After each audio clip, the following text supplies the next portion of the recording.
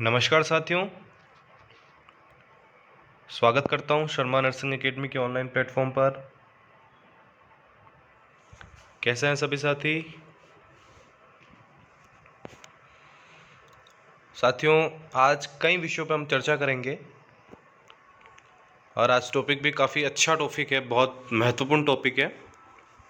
और राजस्थान CHO, चाहे कोई सा भी CHO, इसमें से कम 4 से 5 प्रश्न बनते हैं इस टॉपिक से, क्योंकि वैक्सीनेशन वाला जो टॉपिक होता है वैक्सीन से रिलेटेड, उससे लगभग काफ़ी अच्छे प्रश्न बनते हैं और CHO में तो लगभग पूछे ही जाते हैं।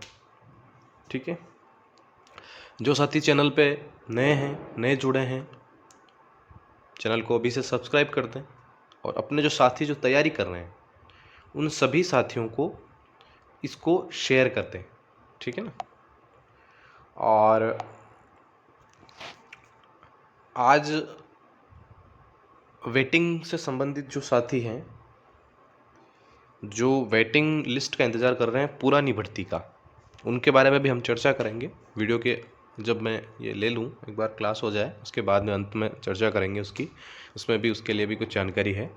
और नई भर्ती की तो परीक्षा तय हो ही गई है, फरवरी में आपकी एग्ज़ाम हो जाएगी। तो अभी से जो तैयारी करेगा, निश्चित रूप से मैं उसको लिख करके दे सकता हूँ, जो अभी से मेहनत शुरू कर देगा उसका सिलेक्शन कोई नहीं रोक सकता। और जो परीक्षा के 1 महीने पहले बैठेगा किताब लेके, उसकी कोई गारंटी नहीं है, क्योंकि वो पूरा बेस तैयार नहीं हो पाता है। अभी आपका बेस तैयार हो जाएगा, आधार तैयार हो जाएगा, तो आपका सिलेक्शन कोई नहीं रोक सकता। तो साथियों शुरू करते हैं।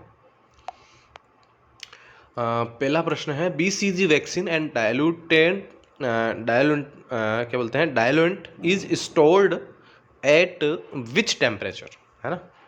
तो बहुत इजी क्वेश्चन है और ये तो लगभग बहुत इंपॉर्टेंट लगा लो कि ये तो पूछते ही हैं। बिहार ले लो, MP ले लो, राजस्थान ले लो, ये तो प्रश्न बहुत इंपॉर्टेंट है। तो इसका क्या आंसर है? 2 to 8 डिग्री। ऑप्शन में अगर 6 हो, 2 से 6 हो तो वो राइट कर दें, अगर 8 नहीं है तो 6 वो भी राइट ही होगा। ठीक है, इसका ध्यान रहे, कंफ्यूज नहीं होना कभी भी। Lump formed after the administration of BCG vaccine is of how much diameter? देखो, जब BCG वैक्सीन लगाते हैं, अब एक प्रश्न के कितने प्रश्न बनते हैं देखना। BCG लगता है, क्या लगता है? इंट्राडर्मल। ठीक है, अब ये प्रश्न भी पूछ सकते हैं कि रूट क्या है BCG का, तो एक प्रश्न का उत्तर तो ये क्लियर हो गया कि साहब इंट्राडर्मल लगता है। ठीक है, लगता कितना है, तो साहब ये दूसरा प्रश्न भी क्लियर हो गया, 0.05 ml।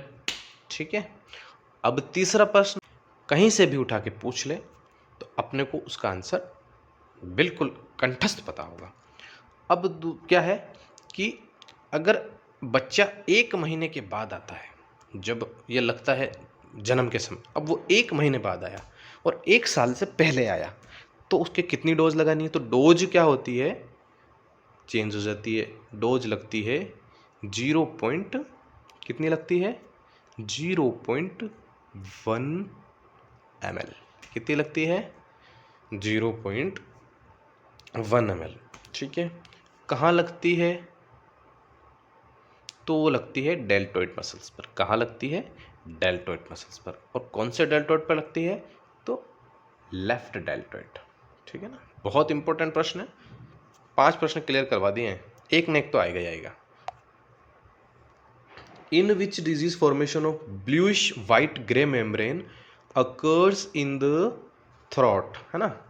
तो इसमें क्या होता है, ऐसी कौन सी डिजीज है जिसमें क्या होता है, एक तो ब्लूइश और वाइट ग्रे मेम्ब्रेन, जो ग्रे मेम्ब्रेन होती है वो कहाँ हो जाती है? थ्रोट के अंदर। देखो, थ्रोट के अंदर क्या होता है, इसमें जो मेम्ब्रेन होती है उसका कलर क्या हो जाता है? एक तो ब्लू हो जाता है और ग्रे हो जाता है। ऐसा किस में होता है? ऐसा होता है डिप्थेरिया में। किस में होता है? डिप्थेरिया में।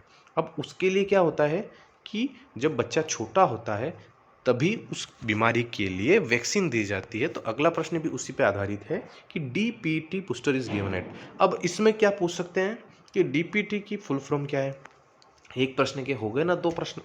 देखो, DPT डिप्थेरिया, ठीक है, डिप्थेरिया, P का मतलब पर्टूसिस, ठीक है, और टी का मतलब टीटनेस, ठीक है, डिप्थेरिया, पर्टूसिस, टिटनेस, ठीक है।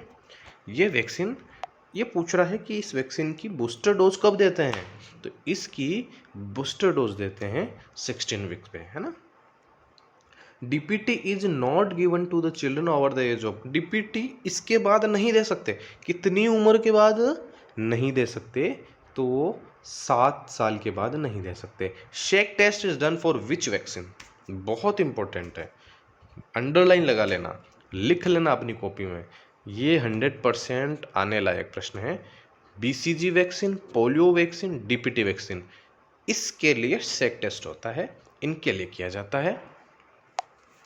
How many booster dose are given for pentavalent vaccine,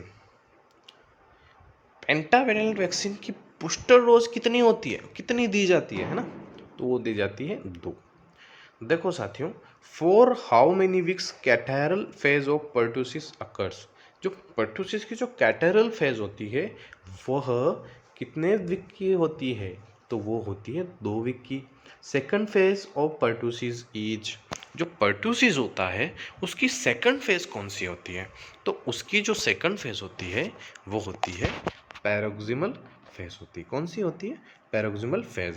देखो साथियों, CHO वेटिंग की जो मैंने बात करी थी, देखो मेरी जो बात हुई थी भरत जी बेनीवाल से, और जयपुर के हमारे साथी हैं, मेरे बहुत अच्छे मित्र हैं धर्मेंद्र जी जाट, उनसे भी मेरी बात हुई थी। लगभग वो बता रहे हैं कि वेटिंग की जो संभावना है वो लगभग बहुत जल्द आने की संभावना उन्होंने व्यक्त की है। अपन इसकी पुष्टि नहीं करते हैं, लेकिन जहाँ तक मुझे जो सूचना मिली है मेरे मित्रों के द्वारा, उनके हिसाब से जो पिछली जो भर्ती है उसकी जो वेटिंग सूची है, जो साथी काफ़ी समय से जो है इसके लिए संघर्षरत हैं, जो इसका इंतज़ार कर रहे हैं, उनके लिए हो सकता है इस महीने में उनको खुशखबरी मिल जाए।